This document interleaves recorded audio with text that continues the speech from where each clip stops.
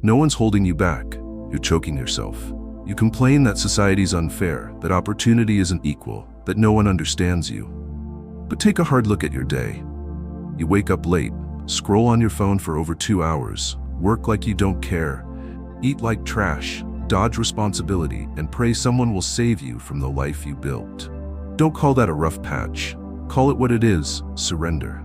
You might be a man, but if you can't control yourself, your thoughts, your actions, your reactions, you're nothing more than a bearded child. And the world? It doesn't give a damn if you're trying. It only cares if you have the guts to take full responsibility. This video isn't going to hand you motivation. I'm giving you a mirror to reflect back your own laziness, weakness, and dependency. And if there's still a shred of fire left in you, stay. Because I'm about to show you 10 things Stoic men do every day to stop living like victims. Keep going, or crawl back to your comfort zone. But don't say you weren't warned. Before we begin, don't forget to subscribe and like if you're new here. It helps me keep bringing you more valuable content.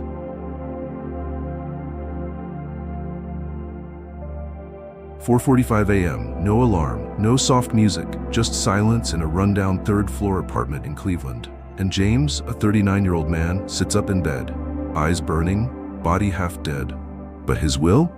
It's already stepped over the ego that's pinned him down for years. He didn't get up for a meeting. He's not headed anywhere. He got up for one reason. This time he wants to win against himself. Before that, he was your standard modern nice guy. No drinking, no cheating, steady job, quiet, avoids conflict, but always tired, sluggish, and Olympic-level procrastinator. Nobody called James a failure. But deep down, he knew he wasn't really living. He usually woke up at 7:30, snoozed the alarm at least 3 times, each time telling himself, just 5 more minutes, no big deal. But those 5 minutes stole from him, little by little, his self-respect. And he didn't even realize it. His wife Lily was the only one who tried to drag him out of that pit. She's the early riser, the planner, the backbone of the house, never made excuses. But even someone that steady can't carry the weight of a man who won't carry himself. One March afternoon, after James passed out midday during remote work, he found a note neatly left on the kitchen table. No goodbye, no blame, just one brutal sentence. If you can't even get out of bed, how the hell are you going to lead your own life? Short, cold, and enough to shatter every illusion he'd built around his weak self. That night, he didn't sleep. Not because he was heartbroken, but because, for the first time ever, he saw it clearly. He was the only one responsible for his stagnation, and he was the only one who could change it. The next morning, 4:45 a.m. No motivation, no speeches, no inspirational playlists, just him and a dusty mirror in the bathroom. He stared into his own hollow, baggy eyes. But this time, there was something new, resolve. He cranked the cold water, let it slice through his skin. Each icy second was a slap in the face of every "I'll do it tomorrow" that had murdered his dream of opening a book cafe. No yelling, no social media posts, just a black coffee, no sugar. He sat down, opened Meditations by Marcus Aurelius, a book he'd bought 2 years ago but never read past page 2. This time, he read every word, every line, like his life depended on it. And from that day on, mornings weren't about fighting his blanket, they were a ritual to forge willpower. 4:45, wake up. 5, read Stoic philosophy. 5:30, basic workout, push-ups, planks, pull-ups, right in the living room. 6, light breakfast. Then, one sentence in his old leather notebook. You don't get to be yesterday's man again. Nobody told James to do this. Nobody was watching. But he knew, if he didn't start his day by beating himself the whole damn day, and life would get hijacked by useless, maybe tomorrows. 30 days in, things started shifting. James showed up early to work, got things done faster, started cleaning up the house, bought a few plants for the window, not to change his life, just to stop being blind to the decay he'd ignored for years. A few coworkers noticed, his boss raised an eyebrow. But James didn't need their praise. He didn't need cheerleaders. Because Stoic men don't live for pats on the back. They live to master themselves. And mastery starts with one small decision. Don't let the bed win. James's mornings aren't about finding inspiration. They're where he forges mental steel. While other men are debating between just 5 more minutes or I'll start tomorrow, James is waist-deep in cold water, reading philosophy that hits like a punch to the face. You weren't born to lie under the covers. You were born to act. For James, it's no longer a motivational quote. It's a daily battle command. And every day, he proves to himself, discipline isn't a trend. Discipline is self-respect.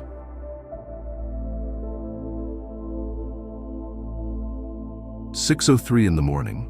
The coffee is still steaming. James sits by the window, the old torn curtain folded aside to reveal a gloomy sky and the dull, heavy air of a miserable April morning. Everything points to a rough day ahead, but James isn't bothered. He's not worried, because he started the day with a line he's made himself repeat every single morning. Today's gonna be a shitty day. Not because he's pessimistic, not because he wants something bad to happen, but because he understands one unshakable truth about life. Expectations are a slow, silent killer of men. Weak men expect peace, fairness, decency. Stoics expect one thing only, that they'll be strong enough to stand tall even if the world goes to hell. James used to be the hopeful guy. Every morning he'd wake up hoping traffic wouldn't be a nightmare, that his boss wouldn't complain, that orders would come in on time, coworkers would be friendly, no bad news would hit his phone, his mood would stay even, the weather would be nice, and maybe, just maybe, the world would be a little kinder than the day before. And every time it didn't turn out that way, he broke. Not dramatically. Quietly, sulking, retreating into silence, passive resentment, self-pity. A distracted glance from a coworker, he took it as hate. A critique from his boss, he felt worthless. One small thing going wrong and the whole day collapsed. That spiral of minor setbacks dragged down his mood, his energy, his work, made him feel powerless. Until one day he read a quote from Seneca. Anyone can endure adversity. The question is, did you prepare for it? That hit like a hammer. James realized the problem wasn't the stuff that happened. It was the fact that it caught him off guard. He wasn't afraid of rain or criticism or tension. He just couldn't handle not being warned. And that's a deadly mistake. Because life doesn't give you a schedule before it throws trash in your face. From that moment on, he built a new habit. Expect the worst. Every morning, right after writing, "You don't get to be yesterday's man again," he'd write one more line. Bad things that might happen today. He'd list them. Bus might be late, a client might lose it, software might glitch, he might get a headache, it might rain, the boss might be in a foul mood, coworkers might ignore him, someone might tear down his effort. He didn't do this to scare himself. He did it to strip life of its right to surprise him. When everything's already on the table, nothing can ambush him and drag him down like before. And it worked. That day it poured rain just as he stepped outside, soaking half his body, people looking at him like a bum. James didn't get mad. He didn't run for shelter, didn't curse the sky, he just smiled. A cold, tight, knowing smile. The kind of smile you wear when you've been waiting for life to take a swing and you're ready to counter. He walked on, soaked but steady. Told himself in his head, "That's all you got? I thought you'd hit harder." Nobody heard it, but in his mind, that was a win. James doesn't need the world to be pleasant. He just needs himself to be solid. Other men expect, he prepares. Others hope. He tightens the screws. Because here's the truth. Every day he's mentally prepared for ends up losing its power to hurt him. And if nothing bad happens, that's a bonus, not the baseline. James gets what most modern men can't face. If you keep wishing life would be easy, you'll get crushed the first time it's not. But if you tell yourself today's gonna suck, and you suit up like you're heading into battle, then when the shit hits the fan, you don't flinch. You smile.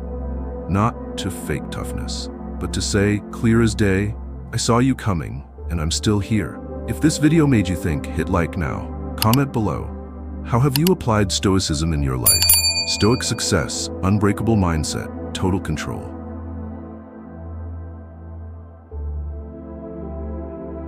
6:10 a.m. After finishing the last passage in Letters from a Stoic, James closed the book and pulled a blank sheet from his old leather notebook. He called it the confrontation page. Not for plans, not for goals like make 20% more income this year. That page served one purpose only, writing down his darkest, rawest fears, even the ones he hadn't dared to admit, not even to himself. And he didn't write to vent or whine. He wrote to stare those fears in the face like enemies hiding in the shadows and rip their masks off. Today he started with a simple question. What am I most afraid of?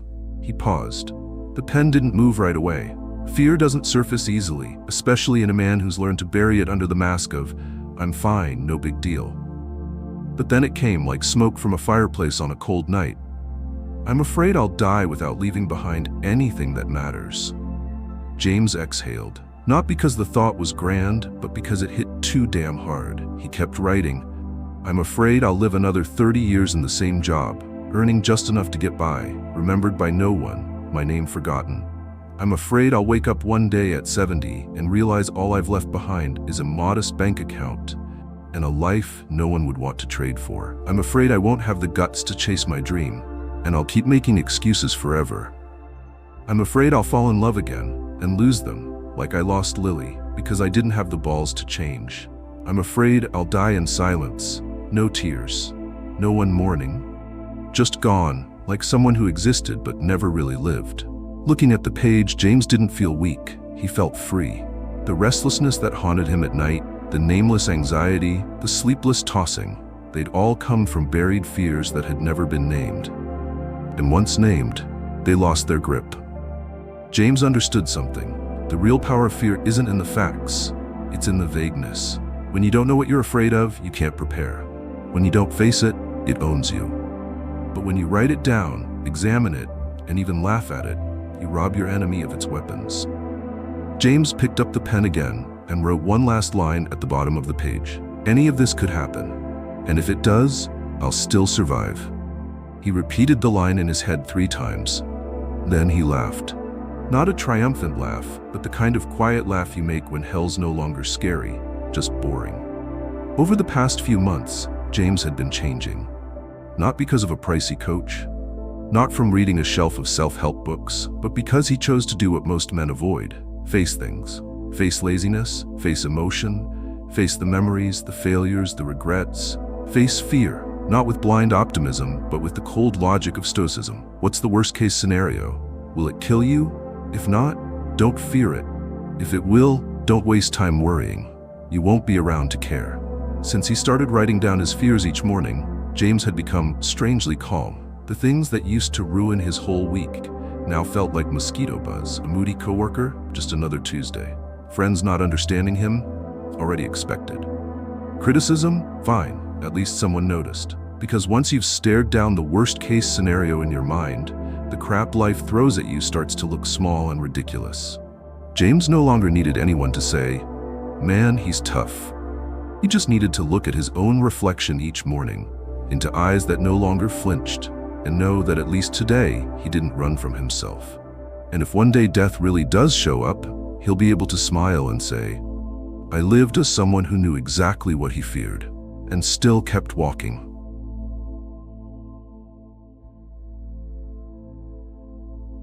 "6:45 a.m. James steps out of his small apartment, old backpack slung over one shoulder, black coffee in hand, eyes focused, stride firm. He's not rushing, but there's no hesitation. He doesn't check his phone, doesn't scroll social media, doesn't skim the news to see what's good today. Because James has come to accept one of the harshest truths that most modern men are too soft to face.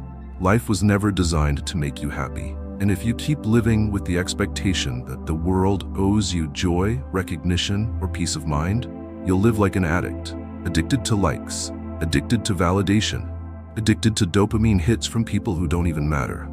And you'll lose the one thing that keeps a man grounded, self-control. James used to be that kind of man, driven by feedback. A single like on Facebook could lift his mood. One negative comment could ruin his entire afternoon. A mild critique from his boss would shut him down for a week. And without realizing it, piece by piece, he handed over the reins of his emotions to everyone else.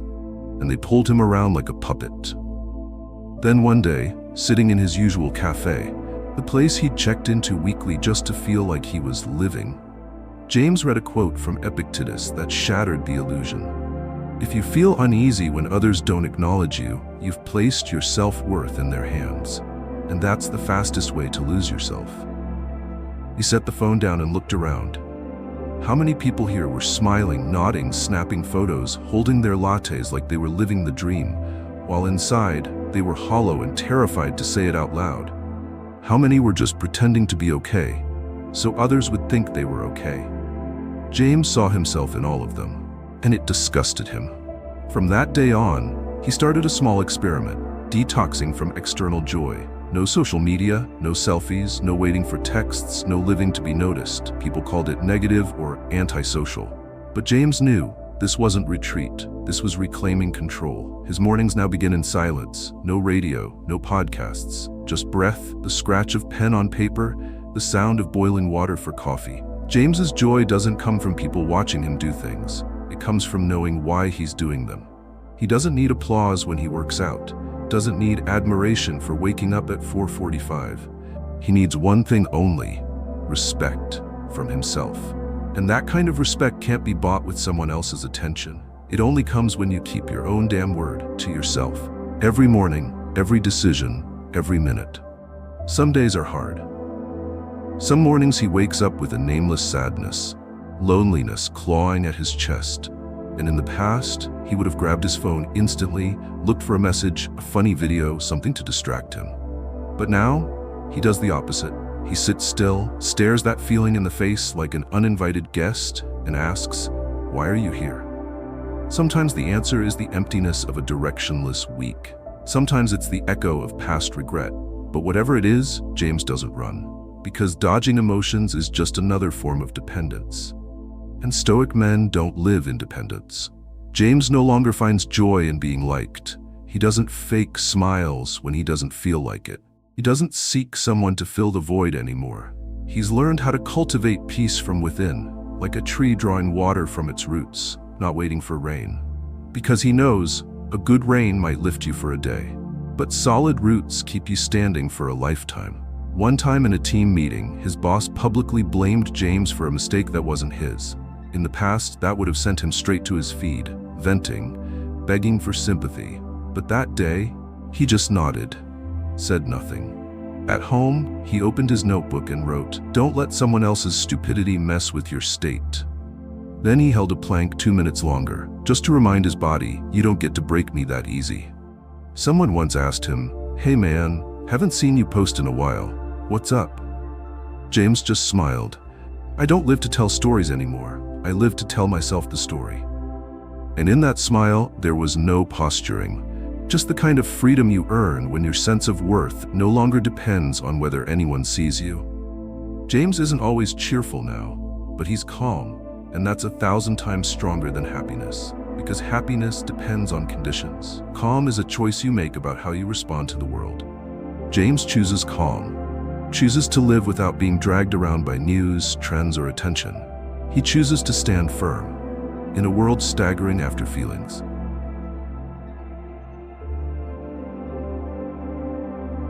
James no longer sees adversity as disaster. To him, it's essential fuel for forging will. Every time life hits him, he doesn't react with, "Why me?" He asks, "How do I use this to get stronger?"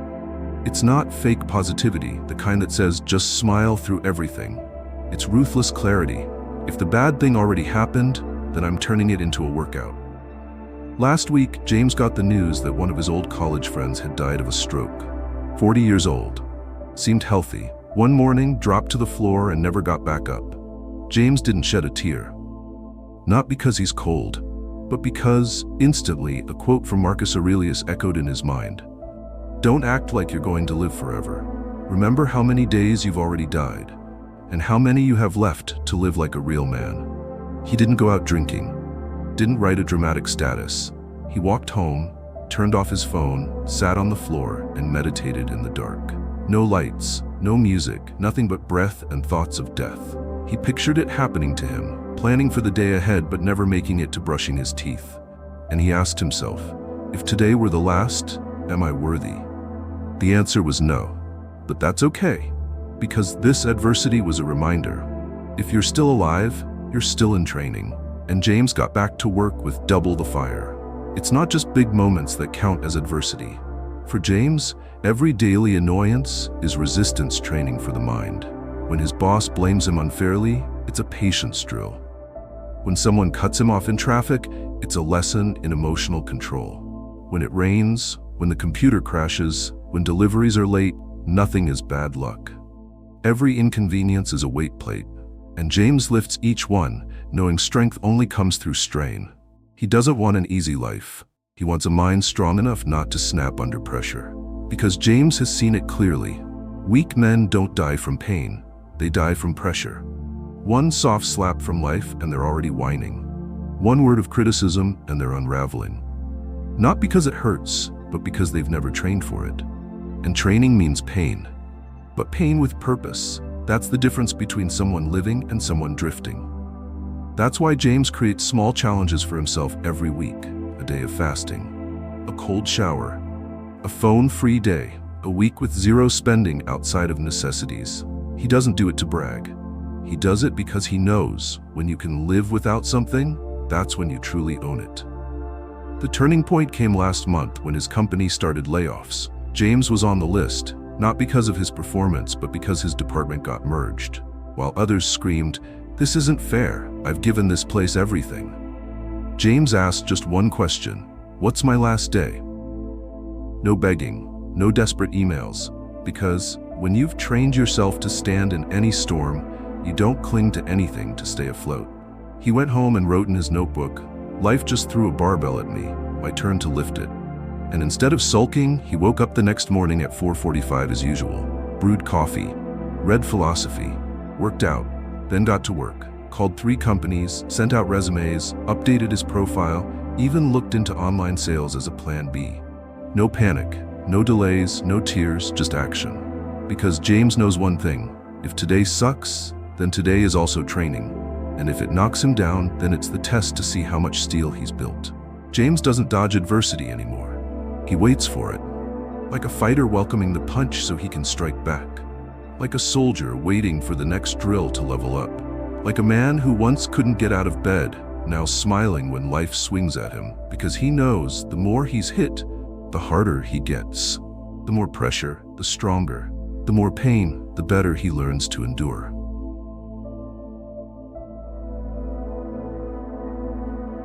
"4:30 a.m. James wakes up earlier than usual.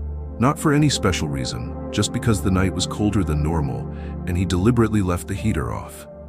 A thin blanket and a chilly room, cold enough to make most people miserable. But James doesn't flinch. He lies there, shivering for a moment, then smiles. The kind of smile only those who choose discomfort on purpose will ever understand. For James, this isn't masochism. It's training.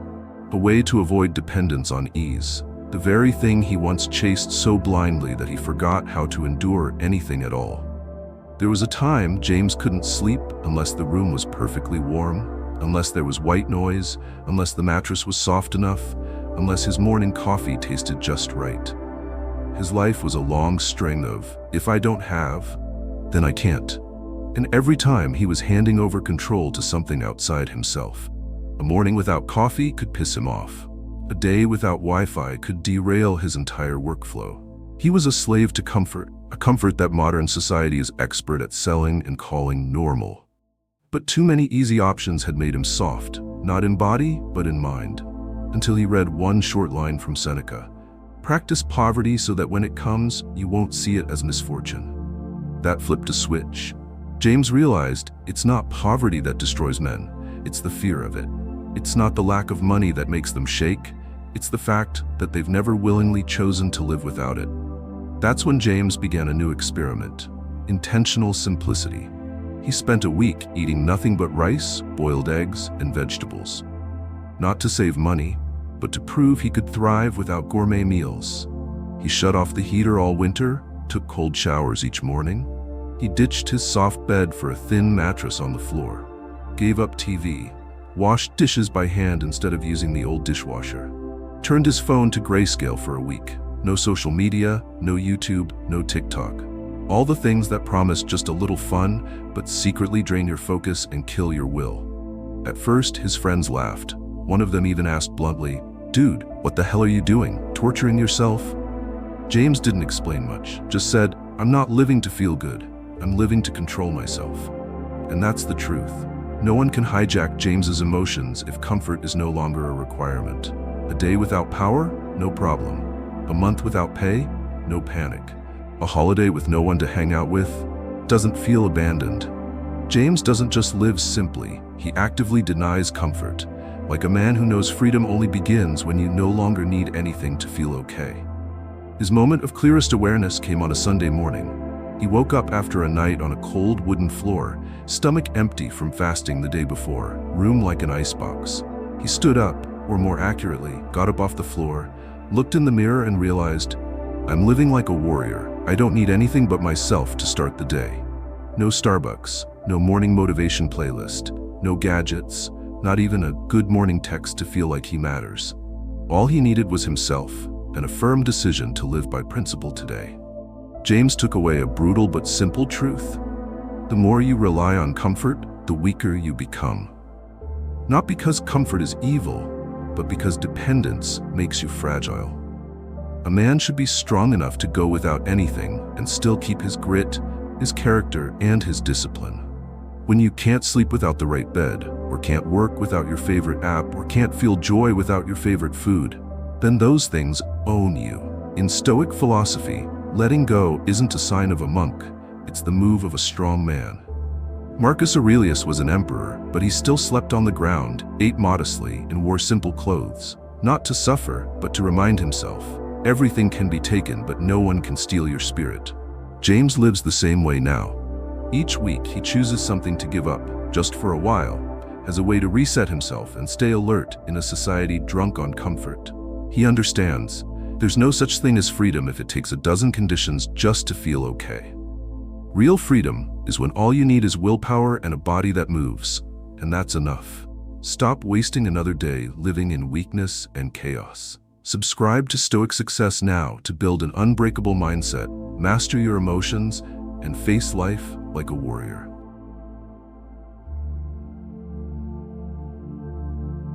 James always believed there were two versions of himself living side by side. One, a timid excuse maker who always had a reason to quit. The other, a cold, logical warrior who felt no fear and never hid behind apologies. The problem? For nearly 40 years, the weak one always won, not through reason or strength, but through familiarity. The voice inside James's head used to whisper things like, "It's fine, just do it tomorrow," or "You tried, but things are tough," or "Everyone makes mistakes, it's not all your fault." And James listened, not because it was right, but because it was easy. We don't often notice it, but that internal voice is where our lives quietly split in two directions.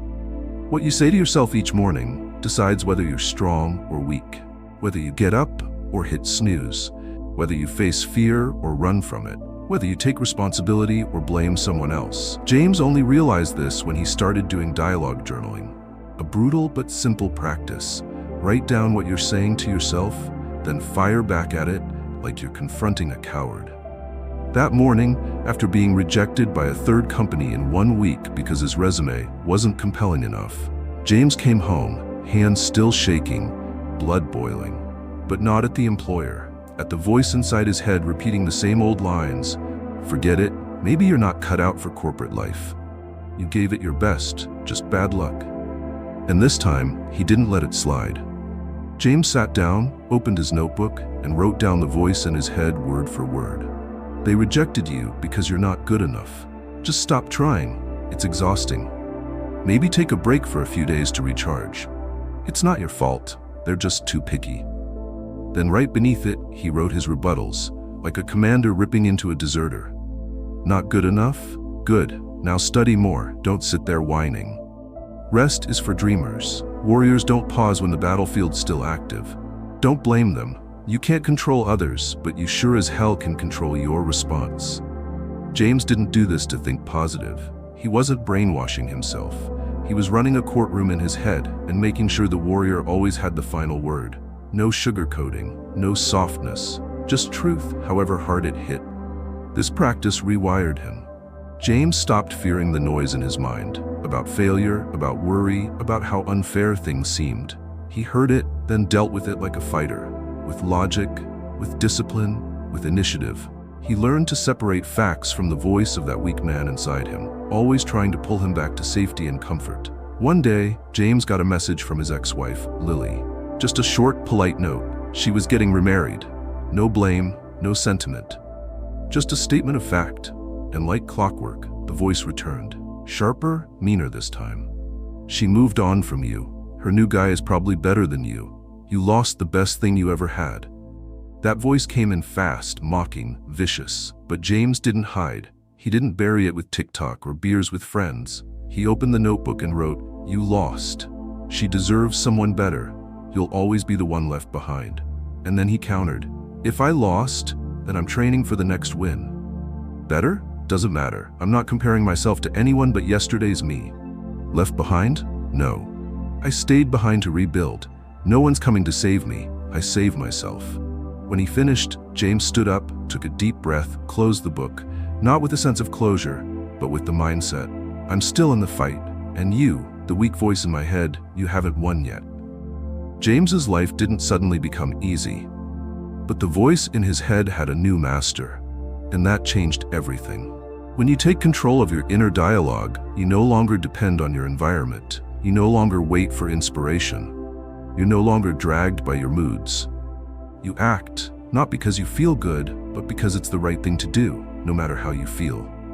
James isn't some perpetually happy guy, but he's solid, not because life is kind to him, but because he's been firm with himself. He stopped forgiving the blame-hungry voice in his head. Every day is a mental battle, and every time James sits down to confront, argue, and fight back, he reinforces one truth. I don't live like a victim. I live like the man who commands his fear and his actions.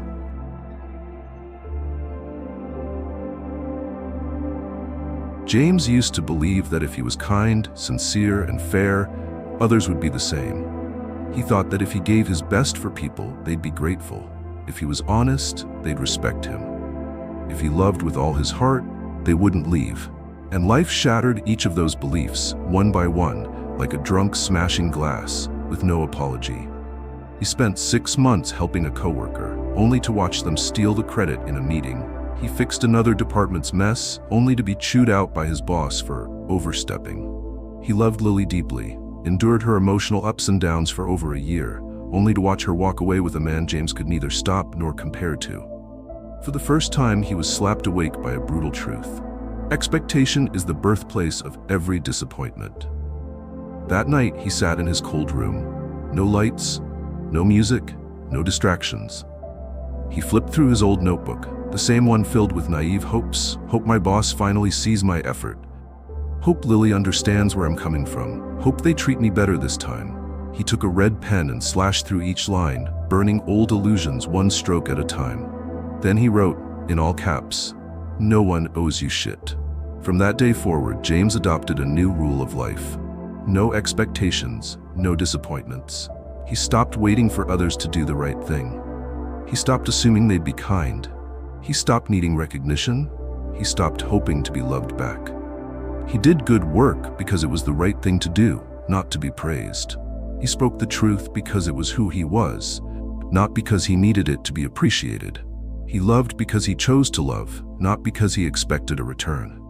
One day, a coworker pulled the same stunt again, late delivery, blamed it on James. He didn't blow up, didn't fire off an angry email, didn't call them out for a man-to-man talk. He just gave a slight smile and thought, I prepared for human dishonesty. That's why it doesn't wreck me. Then he wrote in his notebook, if you expect a dog not to bark, you'll feel betrayed when it barks. Strong men don't place expectations because they understand people are unpredictable. The only thing you can truly control is your reaction. James also stopped putting faith in promises. He hears people out, but never hangs his emotional state on their words. If they follow through, great. If not, so be it. He doesn't feel crushed, doesn't spiral, doesn't lose faith in humanity, because he never gave them blind faith to begin with. He chooses to believe in one thing only, his own discipline. One of the toughest moments came when James's mother, the woman who raised him with everything she had, said, I don't understand why you've become so closed off. Before, that line would have broken him. He'd rushed to explain, begged to be understood. But this time, he simply nodded, held her hand and said, "It's okay, Mom. No one's required to understand me." Then he walked out calmly. No anger, no sadness, no need for her to become a philosopher. No one, not even the person who gave you life, is obligated to get you. And if you can't live with that, you'll drown in emotional quicksand forever. A Stoic man doesn't let his emotional state be dictated by someone else's reaction. People might be kind to you today and stab you in the back tomorrow. They might applaud you now and mock you next week. They might love you like oxygen, then disappear without a trace. That's not tragedy. That's reality. And if you can't stomach reality, you'll never be strong. James no longer feels disappointed when someone acts like trash. Not because he's numb, but because he's done with illusions. And without illusions, there's no disappointment. He channels all his energy into the only things he can control: his thoughts, his actions, his reactions, his principles. Everything else, he lets the world handle. He doesn't expect to be loved back, doesn't need applause, doesn't require kindness, because he doesn't live to please anyone. He lives to never betray himself.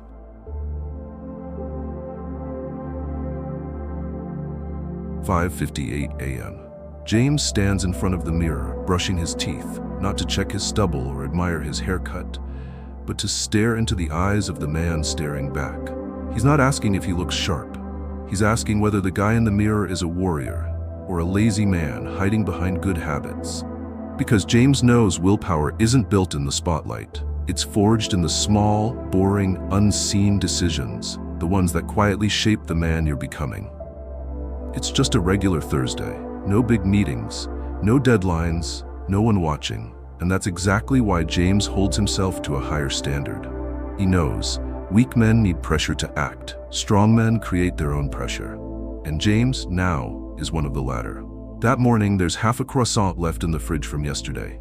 It smells great, still crispy, still perfectly edible. He opens the fridge, picks it up, takes a sniff, and right then, a familiar voice speaks in his head. "Go ahead. What's the harm? You've earned it." But a second later, a different voice answers, colder, firmer. "You don't need to eat everything you see. You need to own your cravings, especially when no one's making you resist." James wraps the croissant, puts it back, drinks a glass of water, and heads out for a run. No one sees it, but he just won a battle.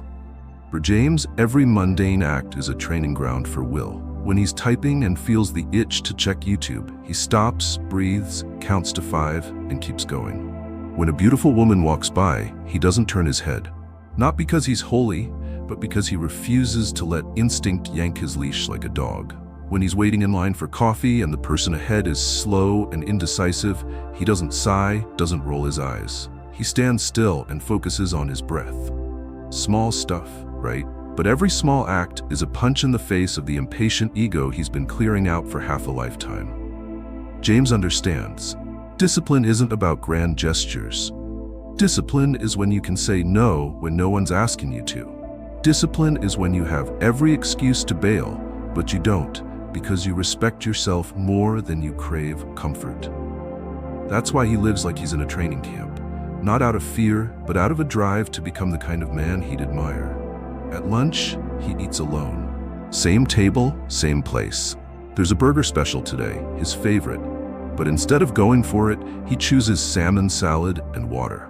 Not because he's dieting, but because he's training himself to control desire, even when no one gives a damn what he orders.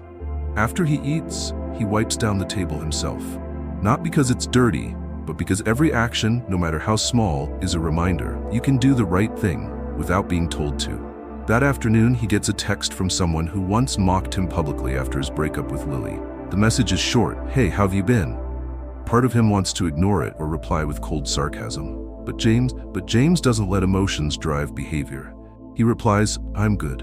Hope you're well too." No more. No less, no bitterness. Because forgiveness isn't about giving others peace, it's about refusing to let the past pull your strings. When he gets home, instead of turning on the TV or scrolling his phone, James sits down, opens Meditations, and reads the familiar line. Nothing is too small to train the mind.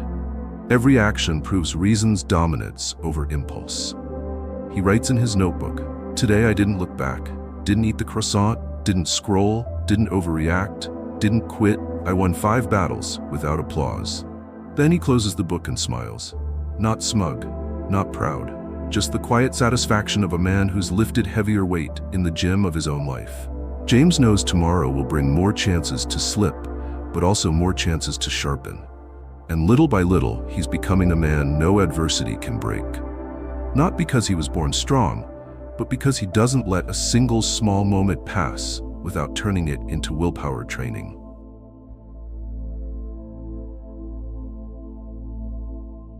7:04 a.m. James is standing at the edge of a small cemetery on the outskirts of town. No one else is there. Just cold wind, green grass, a few crows perched on an old stone fence, and one simple gravestone bearing the name of a friend who passed away 3 weeks ago. He brings no flowers, says no prayers, sheds no tears. He just stands there, hands in his coat pockets, head slightly bowed, thinking, this time it's you, next time it could be me. James didn't come to mourn. He came to remind himself of the one truth modern people spend their entire lives avoiding. Death is real. It's not an idea. It's not something for later. It's coming. Minute by minute, day by day, silent and certain. And only those who truly grasp that ever begin to truly live.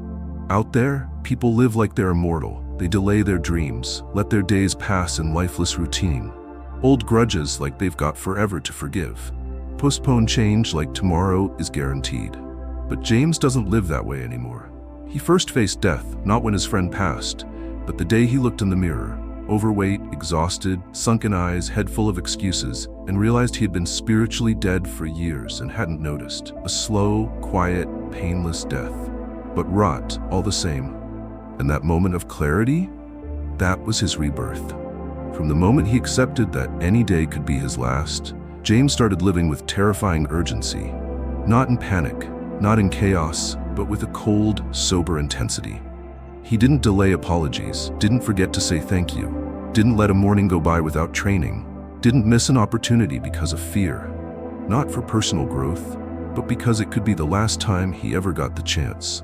He began writing a single line in his journal each night. If today were the last, would I have regrets?